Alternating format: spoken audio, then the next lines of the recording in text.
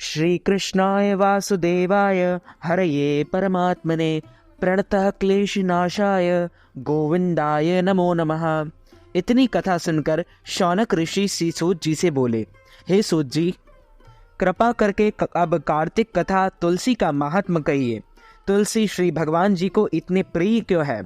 तब सूत जी बोले, हे ऋषियों, जो प्रश्न तुमने किया है यही प्रश्न एक समय राजा पृथु ने नारद जी से किया था।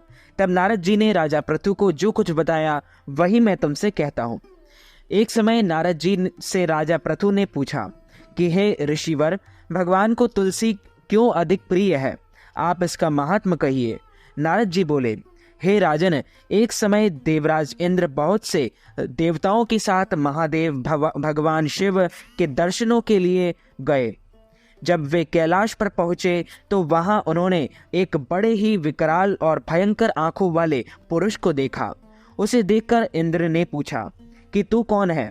भगवान शिव कहाँ है? परंतु उसने कोई उत्तर नहीं दिया।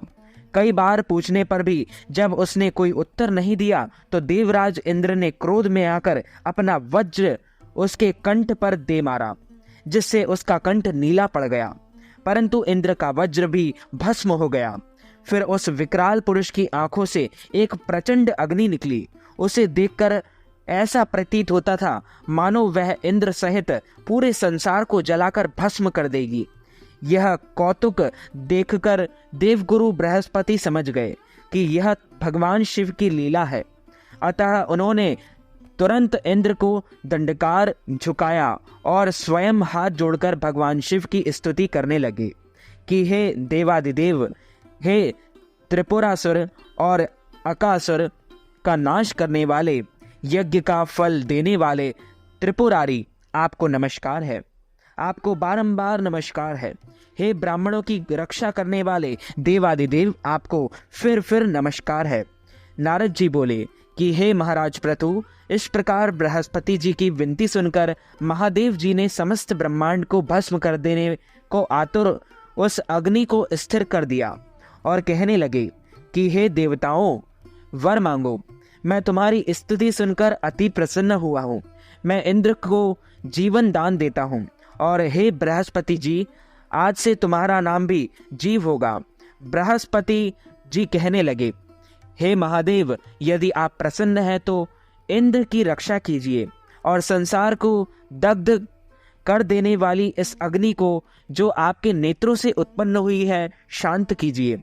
यह सुनकर भगवान शिव बोले, हे बृहस्पति जी, नेत्र से उत्पन्न यह अग्नि अब वापस नहीं हो सकती, अतः अब हम इसे दूर फेंक देते हैं।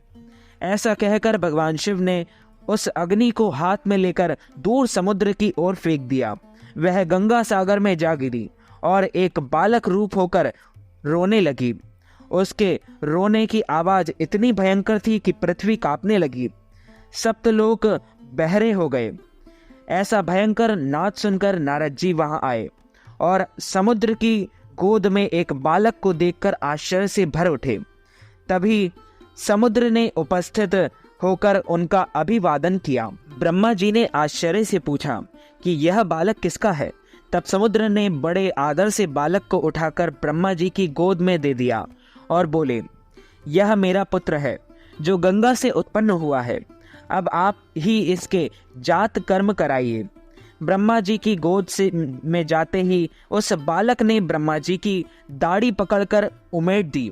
इससे ब्रह्मा जी को अत्यधिक पीड़ा पहुंची। उससे उनकी आंखों में आंसू जल आ गए।